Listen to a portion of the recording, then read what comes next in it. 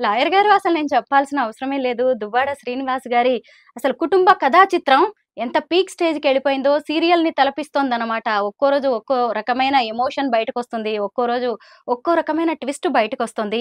మీకేమనిపిస్తుందండి ఈ ఎపిసోడ్ మొత్తం చూస్తుంటే? అంటే జనాల్లోకి సీరియల్ చూడడం చాలా బోరేసేసింది. అందుకని వెబ్ ఇలాంటి సీరీస్. సీరియల్స్ వస్తే బాగా ఇంట్రెస్టింగ్‌గా ఉంటుంది.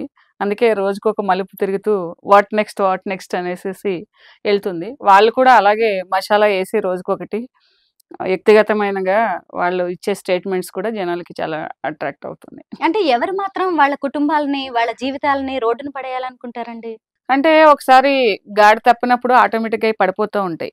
అంటే మనం ఏసే అడుగులు ఎటువైపు వెళ్తున్నాయనేది ఆలోచించుకోకుండా ఏసుకున్నప్పుడు ఏమైతాయంటే నీడనివ్వడము, అవి ఏ నీడ ఎక్కడ తీసుకోవాలి, ఎవరాసరా ఏ టైంలో తీసుకోవాలని ఆలోచించకుండా మనం ఏసే అడుగులు ఏం చేస్తాయంటే అవొచ్చి బజార్‌లో పడతాయి.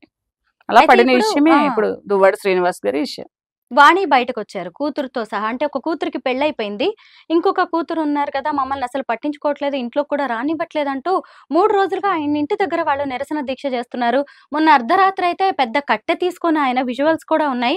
వాళ్ళ మీద దాడికి వెళ్లారు. కూతురు, భార్య అని కూడా చూడకుండా అన్‌పార్లమెంటరీ లాంగ్వేజ్ అనేది ఉపయోగించడం జరిగింది. పోలీసులు, స్థానికులు అడ్డుకోకపోతే ఆ రోజు ఏం జరిగేదో పరిస్థితి అన్నట్టుగా కూడా ఉంది. యాక్చువల్లీ ఏంటంటే ఓ వ్యక్తి ఇంత పీక్ స్టేజ్‌కి వెళ్ళడం ఏంటి కుటుంబ సభ్యుల మీద? అంతే గదా! ఒక తప్పు చేసినప్పుడు ఆ తప్పుని సమర్థించుకోవడానికి 10 తప్పులు కాదు 100 తప్పులు కూడా చేయవలసుంటది.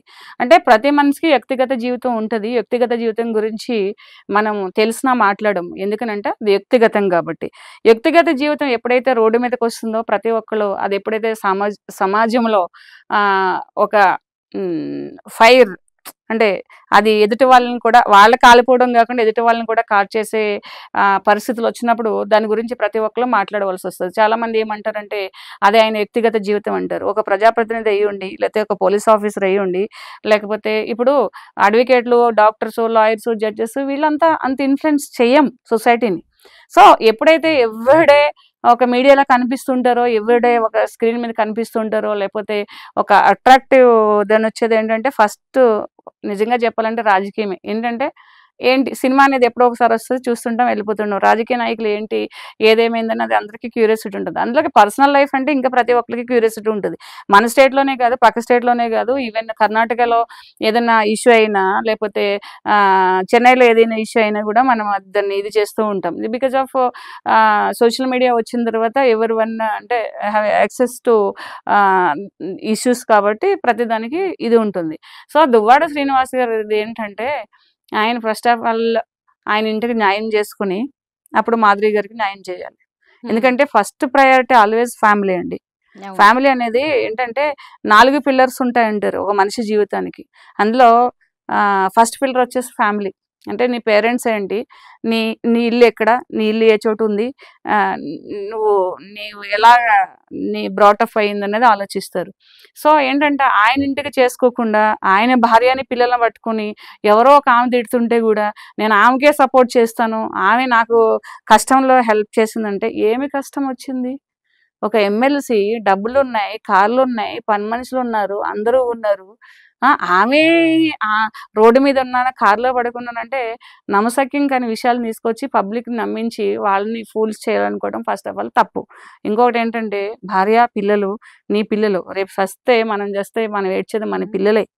ఇవాళ నీ నీ సపోర్టు నీకు సపోర్ట్ ఇచ్చినామె రేపు ఇంకొకళ్ళకి సపోర్ట్ ఇవ్వదని గ్యారంటీ ఏంటి? అవును. భార్య అంటే కొన్ని పరిధులుంటాయి. కొన్ని కొన్ని అంటే కొన్ని జ్ఞాపకాలుంటాయి. కొన్ని బంధాలుంటాయి. బౌండరీస్ ఉంటాయి. అవన్నీ దాటి రావడానికి భయపడతారు. ఇప్పుడు నీకు సపోర్ట్ చేశారు. మీరు కష్టంలో ఉన్నారనేసి. రేపు ఆవిడ ఇంకొకళ్ళకి కూడా సపోర్ట్ చేయొచ్చు. నన్ను తిట్టినా పర్వాలేదు గదా! హ్మ్. మీ వయసు 60 ఏళ్ళు. మీ వయసు అయిపోయిన తర్వాత ఆమె 33 ఏళ్ళు. ఆమె ఓ 40 ఏళ్ళొచ్చిన తర్వాత ఇంకొకళ్ళకి సపోర్ట్ చేయొచ్చు. అంటే వాళ్ళు మాట్లాడిన దాని మీద నేను మాట్లాడుతున్నా. వాళ్ళు చెప్పిన దాని మీద మాట్లాడుతున్నా. ఒక ఫిలాసఫరు, గైడ్ దేనికండి ఫిలాసఫరు? నీకు భార్యని, పిల్లల్ని చూడడమేంటి? ఏం ఫిలాసఫీ చెప్తాడు నీకు? ఏం ఫిలాసఫీ అది? ఏం చెప్తాడు? ఏం గైడు? ఏం చూపిచ్చాడు నీకైనా?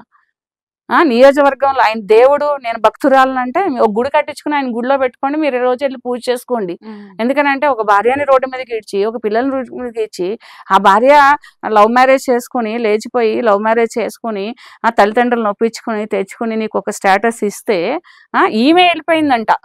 అవును. అంటే ఇష్టం లేని పర్సన్ ఎవరు తీసుకెళ్ళిపోతారు? ఏదైనా మాట్లాడుతుంటే కొంచెం సెన్స్‌గా మాట్లాడాలి. ఆమె నేను డాక్టర్‌కి చూపిస్తాను, ఆమెకి నేను సపోర్ట్ చేస్తాను. ఏ ధైర్యము? అంటే సొసైటీ నేనేమి అనలేదన్నా, చట్టాలు లేవనా, కానీ ప్రతి మనిషి రెస్పాన్సిబిలిటీ వాళ్ళ సెన్స్‌కే, వాళ్ళ ఆత్మసాక్షిగా వాళ్ళే జవాబు చెప్పుకోవాలి ఏదో రోజుని. ఈరోజు ఆయన ఇంత ఇది చేస్తున్నారు. రేపన్న రోజుని ఎక్కువ నష్టపోయేది మాధురి గాదు, వాణి గాదు. దువ్వాడ హ్మ్. శ్రీనివాస్ గారే. అవును. అయితే ఇప్పుడు ఇన్ని రోజులుగా జరుగుతుంది. నిన్న ఇవాళ మొదలైందేం గాదు. కొన్నేళ్లుగా వీళ్ళిద్దరి మధ్య రిలేషన్ అనేది నడుస్తుంది. మరి భార్య, పిల్లలు ఎందుకు బయటికి రాలే? అంటే ఇద్దరు ఆడపిల్లలుండడం, పరువు, ప్రతిష్ట ఇలాంటి వాటి కోసమే వాళ్ళు ఆగి ఉంటారా? మేడం దేనికైనా కొన్ని లిమిట్స్ ఉంటాయి. ఆ లిమిట్స్ మరి క్రాస్ అయిపోయి దాన్ని మళ్ళీ ఇది తెచ్చేసి ఎదుటి మనిషిని రెచ్చగొట్టే ప్రయత్నాలు చేస్తున్నప్పుడు ఏంటంటే ఎవరైనా రియాక్ట్ అయితారు. ఫస్ట్‌లో ఇనీషియల్ స్టేజ్‌లో ఇప్పుడు మనకు ఫీవర్ వస్తుంది. ఇమ్మీడియేట్‌గా మనం హాస్పిటల్‌కెళ్ళాం. 1 ఆర్ 2 డేస్ ఏం చేస్తామంటే విల్ టేక్ ద టాబ్లెట్స్ లేకపోతే ఏదో ఒకటి చేసుకొని అమ్మో! తగ్గలేదని ఎళ్తాం. అలాగే ఒక ఇన్సిడెంట్ జరిగినప్పుడు 2 ఏళ్ళు, 3 ఏళ్ళు జరుగుతున్నప్పుడు సర్లే ఇప్పుడు ఎందుకులే ఆయనే మంచికొస్తాడేమో, ఆయనే తీస్తాడని మొత్తానికి తీసుకొచ్చి బజార్‌లో పెట్టేసి అంతా చేసేస్తే ఎవరైనా మానసికంగా గాయమయమైనప్పుడు కొన్ని రోడ్డు మీదకి రావాల్సొస్తది. అంటే పోలీసులు ఉండగా, చట్టం అనేది ఉండగా, మళ్ళీ వాళ్ళ ఇంటికెళ్ళి నిరసన తెలపడం ఇలాంటి వాటిని మనం ఎలా చూడాలి? అంటే కొన్ని ఇప్పుడెలా అయిపోయిందంటే 498 ఏస్తే అరెస్ట్ లేదు. హ్మ్. ఆయన కోర్ట్‌కొచ్చి తిరుగుతాడు. వీళ్ళు తిరిగేది వీళ్ళు తిరిగేస్తారు. వీళ్ళు తినేది వీళ్ళు తినేస్తారు. వీళ్ళు ఎంజాయ్ చేసేది వీళ్ళు ఎంజాయ్ చేస్తారని అది వ్యక్తిగతమైన ఒకటి ఉంటుంది. భార్యలకు గాని, ఏదైనా గాని. ఇప్పుడు కొన్ని సందర్భాల్లో భర్త వేరొకళ్ళని పెట్టుకున్నాడంటే కొట్టేసిన భార్య, ఇప్పుడు నక్షత్ర కేసున్నా, లేతే ఇక్కడెక్కడో ఒక ఎల్బీ నగర్‌లో జరిగిన విషయం ఉన్నా, ఎవరైనా సరే రెడ్ హ్యాండెడ్‌గా దొరికిన భర్త, చితక్కొట్టేసిన భార్య అనేసేసి మనం కొన్ని చూసాం. అది వన్ డేలో అయిపోతూ ఉంటుందది. ఇదేంటంటే వీళ్ళు కూడా పొలిటికల్ బ్యాక్‌గ్రౌండ్ ఉన్నవాళ్ళు. ఎక్కడ పెడితే చిచ్చు రేగుతుంది, ఎక్కడ పెడితే మంటొస్తుంది. అంటే 2 వైపులా అవును. ఇప్పుడు 2 కత్తులు ఒక ఒరలో ఇమడవు అని చెప్పేసి వీళ్ళు తెలివైన వాళ్ళే, వాళ్ళు తెలివైన వాళ్ళే. అందుకే నడుస్తుంది. అల్టిమేట్‌లీ ఎవరు బ్లేమ్ అయితున్నారు? దువ్వాడ శ్రీనివాసరావు గారు బ్లేమ్ అయితున్నారు. మాధురి బ్లేమ్ అయితుంది. హ్మ్. వ్యక్తిగత విషయాలను ఎవరు కూడా నువ్వెందుకు పెట్టుకున్నావు? ఎందుకెళ్ళావు? ఏంటని అనరు. కానీ హ్మ్. వాళ్ళు ఏదైతే బయటకొచ్చి మీడియా ముందుకు చెప్పే విధానం ఉందో అది కరెక్ట్ కాదు. అవును. అలా వెళ్ళకుండా పోలీసుల ద్వారా వెళ్ళుంటే అది కరెక్ట్ అంటారా? ఇప్పుడు పోలీసులు లేదంటే పంచాయతీ పెద్దల్లాగా. చూడండి వ్యక్తిగతంగా డెసిషన్ తీసుకునేది నువ్వు ఏ గంగలో దూకదు నీ సంబంధం. ఎవరికీ సంబంధం లేదు. నువ్వు మాధురిని కాదు ఒక ముసలామెను తెచ్చిపెట్టుకున్నా నిన్నెవరు అడగరు. కానీ చట్ట వ్యతిరేకంగా అంటే ప్రతీదీ చట్టానికి వ్యతిరేకం అనేది కాదు. సామాజిక వ్యతిరేకత కూడా తప్పే. నేనిందాక చెప్పినట్టు చట్టానికి ఒక సంవత్సరమో, 2 సంవత్సరాలో మనము ఒక కేస్ అయినప్పుడు జవాబుదారు ఉంటాం. కానీ సమాజంలో ఉంటున్నప్పుడు ఎప్పుడూ సమాజానికి మనం సామాజిక వ్యతిరేకమైన పనులు చేస్తూ నేనొక లీడర్‌ని, నేనొక తండ్రిని, నేనొక భర్తని అని మర్చిపోయి నేనొక ఫ్రెండ్‌కి న్యాయం చేస్తాను, ఫ్రెండ్ కోసం జీవితం అంకితం చేస్తాను. ఇదేమన్నా సినిమానా? కరెక్టే. సినిమానా? నువ్వు హ్మ్. 4 ఏళ్ళు, 6 ఏళ్ళు, 9 ఏళ్ల పిల్లలకే నువ్వు జవాబు చెప్పలేక నువ్వు ఆత్మహత్య చేసుకున్నావంటే, హ్మ్. పెళ్ళై ఒకళ్ళ ఇంటికిచ్చిన పిల్లలని ఆమె జీవితం ఏమైతది? నీ తండ్రి లాంటోడు, మీ ఇల్లు, మీ సంసారం హ్మ్. ఇటువంటిదని జెప్పేసేసి ఆమెను వదిలేస్తే మరి ఆమె జీవితం ఏంటి? అవును. ఇప్పుడు మాట్లాడేటప్పుడు 2 వైపులా ఆలోచించాలి. వ్యక్తిగత జీవితాన్ని, వ్యక్తిగత జీవితాల వరకు ఉంచుకోవాలి. నీ పిల్లలకని నువ్వు డిప్రెషన్‌లో ఎళ్ళిపోతే 29 ఏళ్ళు కాపురం చేసిన ఆమెంత డిప్రెషన్‌లో ఎళ్ళాలి? కరెక్టే. ఆమె ఎన్ని త్యాగాలు చేసుంటది?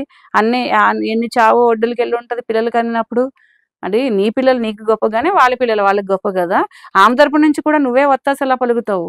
ఆమె తీసుకుపోయింది, లేచిపోయింది, ఆమంటే ఇష్టం లేదని అంటే, ఇష్టం లేనప్పుడు 29 ఏళ్ళు ఎందుకున్నావు నువ్వు? హ్మ్. ఇవన్నీ అడిగేవాళ్ళు ఎవరు లేరా? అవును. సమాజం అడుగుతది. చెప్పాలి సమాజం అనేది నువ్వు. నీ భర్తకి నువ్వు ఆస్ట్రేలియాలో వచ్చావు, చదువుకున్నావు, సంస్కారం ఉన్నది. పెళ్లవ్వుకోకుండా ముగ్గురు పిల్లలను పెట్టుకొని ఒకతనితో రిలేషన్‌లో ఉంటే నీ పిల్లలు తప్పు పట్టరా? మీ అవును. సోషల్ మీడియాలో వస్తేనే తప్పు పెడతారా? కొన్ని పరిధులుంటాయి ఏదైనా కూడా. వ్యక్తిగత జీవితాన్ని మీరు రోడ్డు మీద తెచ్చుకున్నప్పుడు అందరూ దాని గురించి మాట్లాడవలసొస్తది. ఎందుకంటే పబ్లిక్‌లో ఉంది కాబట్టి పబ్లిక్ మాట్లాడతారు. Have to face it. నేను ట్రోల్స్ భరించలేకపోతున్నాను. వన్ డేలో ఎవరు ఇప్పుడు డిప్రెషన్‌కెళ్లరు ఫస్ట్ ఆఫ్ ఆల్. హ్మ్. అగ్రెసివ్ మోడ్‌లో ఉండి ఎళ్ళాను అని చెప్పాలి తప్పించి వన్ డేలో ఎవరికీ ప్రతి ఒక్కళ్ళు ఏంటంటే ఒక కామన్ ఏంటే ఆమె డిప్రెషన్‌లో ఉన్నానని. వన్ డేలో ఎందుకు డిప్రెషన్ ఎళ్ళిపోతావు నువ్వు? హ్మ్. నీకు అయితే అతను పైగా ఇది ఎప్పటినుంచో జరుగుతున్న ఇష్యూనే కదా! కాదు మేడం. ఇప్పుడు మీడియా ముందు గూడా అతను నేను చూస్తానంటున్నాడు, నేను చేస్తానంటున్నాడు, నేను పెళ్లి హ్మ్. చేసుకుంటానంటున్నావు, నేను అతనితోనే ఉంటానంటున్నావు. మళ్ళీ ఇంకొకసారి నాకు ఫ్రెండ్ అంటున్నావు, గైడ్ అంటున్నావు, ఫిలాసఫర్ అంటున్నావు. ఏది నమ్మాలి సమాజం? అవును. ఎవరికి జవాబుదారీ? మీకు మీరే జవాబుదారీ. మేము చూస్తాం, వదిలేస్తాం. మేము చెప్తాం, వదిలేస్తాం. ఎవరు జవాబుదారు? ఎవరి జీవితాలు నాశనం పడుతున్నాయి? ఎవరి జీవితాలు రోడ్డున పడుతున్నాయి?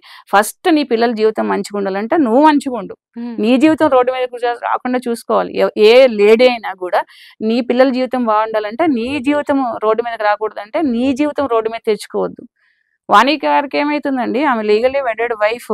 ఆమెకు ప్రాపర్టీస్ ఉన్నాయి, పిల్లలు ఉన్నారు, అన్నీ ఉన్నాయి. నీకు ఇంకా ఎంత జీవితం నడవాలి?